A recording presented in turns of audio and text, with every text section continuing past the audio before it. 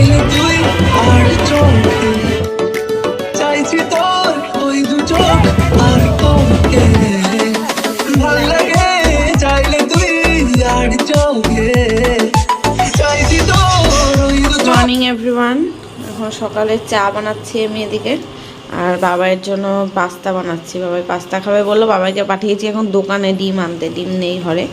আজকেও সকাল থেকে ঘুম থেকে উঠে কি ঠান্ডা, কি বলবো, এত ঠান্ডা লাগছে যে না, এই লাইটটা জ্বালালে ঠিক ছিল। ঠান্ডায় আমি সোয়েটার পরেছি, চাদর পরেছি, তাও ঠান্ডা, কুয়াশা একদম বাইরে। এখন 10:30 বাজে সকাল, তাই হচ্ছে এত ঠান্ডা। 10:30টার সময় ঘুম থেকে উঠলাম, কম্বল ছাড়তেই ইচ্ছে করছে না। বাবাইকে দোকানে পাঠালাম ডিম আনার জন্য। আর রান্না তো কিছু করতে হবে না, মাংস রয়েছে। এই যে আজকে রান্নার ছুটি আমার, এই যে মাংস রয়েছে, ঝোল টোল রয়েছে। বাবাইয়ের আবার 2টোর থেকে খেলা রয়েছে, শুধু ভাতটা গরম ভাত করে দেবো, ব্যাস, তাহলেই হবে। যে ফুটবল একাডেমিতে শেখে, সেখান থেকে আজকে টুর্নামেন্ট খেলা আছে, তাই যাবে খেলতে, ওই জন্য স্কুল পাঠায়নি। আবার আজকে আমাদের বিয়ে বাড়ি আছে। ফোনটা এমন ধূসর হয়ে গেল কেন? বিয়ে বাড়িতে যাবো তো ঠান্ডায় তো হাত পা জমে যাচ্ছে, কিছুই ভালো লাগছে না। যাই হোক, চলো আমি চাটা খেয়ে নিই, বাবাই আসলে তারপর পাস্তাটা ভেজে দেবো। পেঁয়াজ টেয়াজ কাটতে হবে আবার। একটা প্লেট বের কর। এই যে বাবার জন্য পাস্তা বানানো কমপ্লিট। দেখ, তুই বলছিলি অল্প একটু, দেখ কত হয়েছে।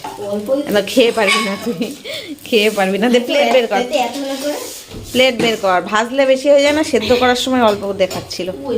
একদম নিচে, নিচেরটাই।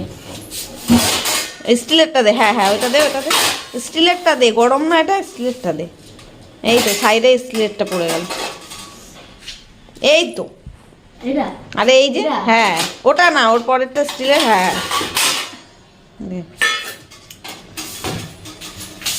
চাউমিন, তারপরে পাস্তা, ম্যাগি, এগুলো তো বাবাই ভালোবাসে। এবার যখন সেদ্ধ বসিয়েছি তখন একদমই অল্প মনে হচ্ছিল। বাবাই বলছে প্রত্যেক দিন তো তুমি অনেকটা বেশি করে করো, এত অল্প করেছো কেন, আমার তো হবে না। আমি বললাম তুই চুপচাপ থাক, দেখ বানানোর পরে অনেকটাই হবে। আর আমি তো খাবো না, অন্য সময় যখন আমি খাই তখন একটু বেশি করে বানাই। তাও এই যে বাবাইকে দেওয়ার পরে এখন বলছে যে অনেকটাই তো হয়ে গেছে, তাই বলছে তোমার জন্য রাখো, আমি এতটা খেতে পারবো না। আমার তো খাবার ইচ্ছে ছিল না সকালবেলা, এত মানে রিচ খাবার, মানে তেল ঝালের জিনিস না আমার ভালো লাগে না। আর একটু আগে আমি চা খেয়েছি, তো তাও ওই বাবাই বলছে আমি এতটা খেতে পারবো না, তাই অল্প একটু রাখলাম।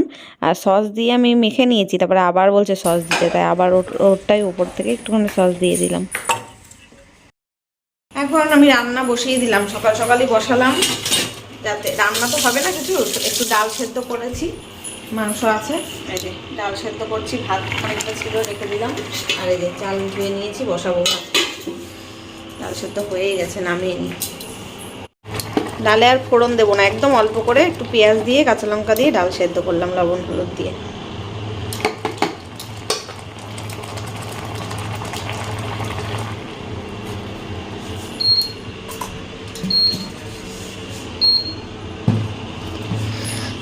ব্যাস, রান্না তো হয়ে যাবে এখনই।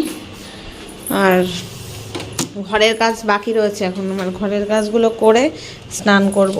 এই যা ঠান্ডা ওয়েদার, শ্যাম্পু আর করতে ইচ্ছা করছে না আমার। যদিও এখন 12টা বাজে, এখন একটু একটু রোদ উঠেছে, সকালবেলা থেকে কুয়াশা ছিল, রোদ উঠেছে। এখন জামা কাপড়গুলো দিয়ে আসি বাইরে, মেলে আসি। জানলাও খুলিনি আমি পাশে, এসে সব ঘরের কাজ করবো। ঘর তো পুরো ছেটানো, কোনো কাজ হয়নি। বাবাকে পড়া ধরছিলাম না, এখনও পড়ছেও বাবা, বাবাই পড়ছে। বিকেলে পড়ানো আছে, পড়া আছে আর কি। আর এই ঘর গোছাতে হবে, এইখানে টেবিল ফেবিল নোংরা হয়ে পড়ে আছে। রান্নাঘরের বাসন টাসন সব নামাতে হবে, এই ঘরে বিছনা তুলতে হবে, সব কাজ বাকি। সব করে তাই স্নান করবো। পরশুদিনই শ্যাম্পু করে স্নান করেছি, তবে আজকে বিয়ে বাড়ি রয়েছে, ভাবছিলাম শ্যাম্পু করতে পারলে ভালো হতো, কিন্তু যা ঠান্ডা আজকে ইচ্ছা করছে না। হ্যাঁ তুই শ্যাম্পু করবি, তোর মাথা নোংরা হয়েছে। ব্যাস, এখন আমার স্নান করে পুজো দেওয়া কমপ্লিট। বাবাই খেয়ে দিয়ে চলে গেছে প্র্যাকটিসে, আর আমি এখন খাবো।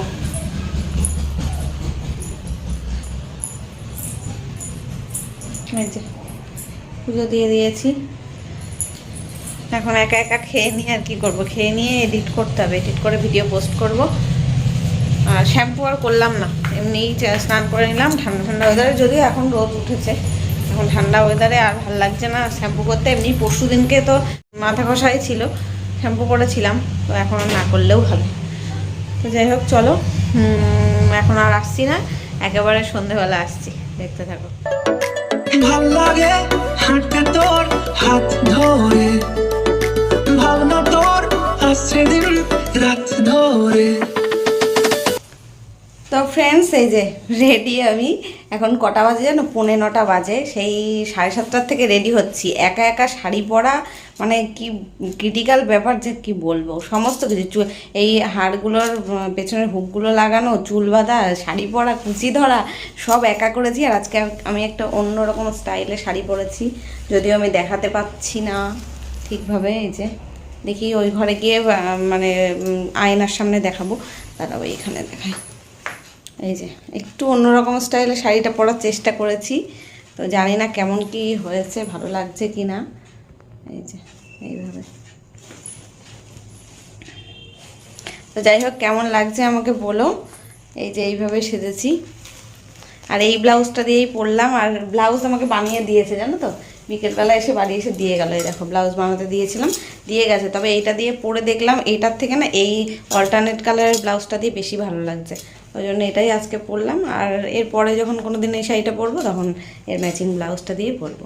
তো আর এই ব্যাগটা নেবো এর সাথে, পার্সটা, এটা বেশ matching matching golden golden white white মানাচ্ছে। আর একটা চাদর তো দিতে হবে রাস্তা দিয়ে যাওয়ার জন্য।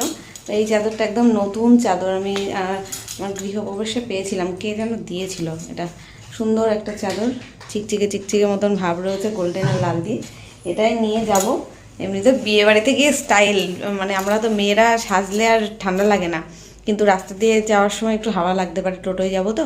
তো বাবাই এখনও রেডি হয়নি, বাবাইকে পড়িয়ে গেল বিকেলবেলা স্যার, তারপরে ঘুমিয়ে নিয়েছে, এক ঘুম দিয়ে নিল, এখনও রেডি হচ্ছে। এখন ডেকে তুললাম, আমি পুরো রেডি হওয়ার পরে ওকে ডাকলাম, তাই ও উঠলো। এখন এই যে জামা প্যান্ট পরবে, পরে রেডি হলেই বেরিয়ে যাব, মানে 9টার মধ্যে বেরিয়ে যাব। ইচ্ছা ছিল 8টার মধ্যে বেরোনোর, তা তো হলো না। তো চলো বেরোই, ও রেডি হোক তারপরে বেরোবো। তো ফ্রেন্ডস, ফাইনালি বাবাই রেডি হয়ে গেছে আর বেরোচ্ছি, চলো। এই হচ্ছে গিফটের ব্যাগ, এখন এতগুলো ব্যাগ আবার নিয়ে বেরোতে হবে। এই যে বাবাইও রেডি, জুতোটা বের করা হয়নি, আমার জুতো বের করবো। চলো বেরোই, তারপরে কথা হচ্ছে।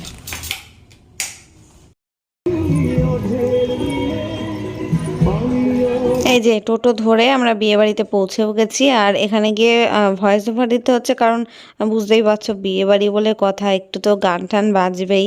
এবার যদি কপিরাইট এসে যায়, সেই ভয়তে আমি মানে ভয়েস ওভার দিয়ে দিলাম। আর এই হচ্ছে আমাদের সুইট ব্রাইড, ওকে কি সুন্দর লাগছে আজকে। সাজে না তো কোনো সময় এরকম হেভি মেকআপ টেকআপ করে, কখনো সাজে না, সিম্পল থাকে, ওই জন্য আজকে বেশি সুন্দর লাগছে ওকে, সেজেছে একটু। আর এই হচ্ছে দিদিভাই, এই দিদিভাইয়ের কিন্তু ও হচ্ছে ননদের মেয়ে হয়, মানে ভাগ্নি।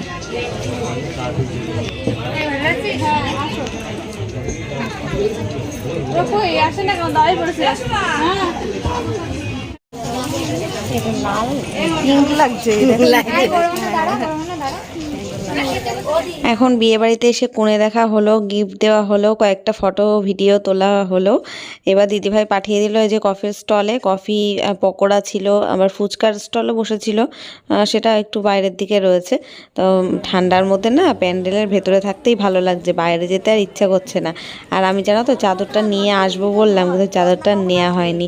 চাদর নিয়ে, ব্যাগ নিয়ে, আমার পার্স নিয়ে, ওই গিফটের প্যাকেট নিয়ে আমি আর সামলাতে পারছিলাম না শাড়ি পরে, তো চাদরটা রেখেই এসছিলাম। আর ভেতরের ডেকোরেশনটা কি সুন্দর হয়েছে দেখো, মানে সেলফি জোন যাকে বলে সেরকমই। চারিদিকে স্টেজ রয়েছে, এখানে যেখানে মেয়ে আর কি বসে আছে, মণ্ডপটা যেখানে বিয়ে হবে যেখানে, সেই জায়গাটা স্টেজ করেছে, আর বরের বসার জায়গা আলাদাভাবে রেখেছে। তো খানিকক্ষণ বসেছিলাম, এই করতে করতে আবার বর এসে গেল, 10টা বাজে, 10:45 মতন বাজে। এখন এই যে বরের গাড়ি ঢুকছে। আর বরের বাড়ি আর কনের বাড়ি একেবারে কাছাকাছি, মানে পায়ে হাঁটা দূরত্বে। আর বরযাত্রীও পায়ে হেঁটেই এসেছিল, শুধু বর গাড়ি করে এসেছিল।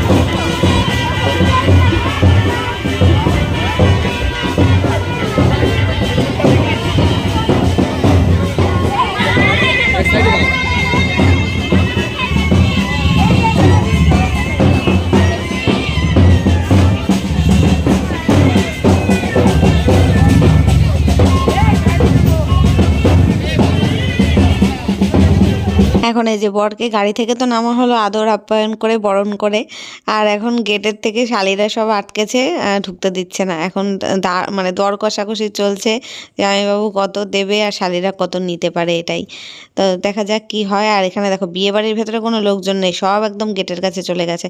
তো যাই হোক, এবার মিটেছে ওদের ঝামেলা, মিটে এবার বরকে ভেতরে নিয়ে আসলো। আর এদিকে তো বাজনা চলে এসেছে, বরযাত্রী সব ঢুকছে এক এক করে। আর বিয়ে বাড়ি এতক্ষণ ফাঁকা ছিল, এখন পুরো ভর্তি হয়ে গেল। এখানে আবার ফুচকার স্টলে দাঁড়িয়েছি, বাবাই বললো ফুচকা খাবে। ওরা একবার বন্ধুদের সাথে খাওয়া হয়ে গেছে, দিদার বাড়ির পাড়া তো এটা, এখানে সব বন্ধুরা রয়েছে, এখন আবার আমার সাথে খাবে, তাই এখানে দাঁড়িয়েছে।